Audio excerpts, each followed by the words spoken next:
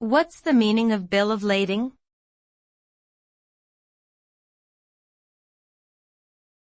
Bill of lading.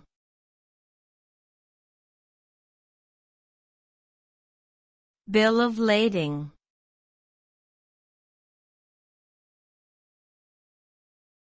Bill of lading.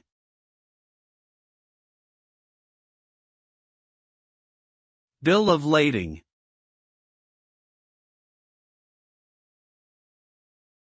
A bill of lading is a legal document that serves as proof of the transportation contract between the shipper, the carrier, and the recipient of goods.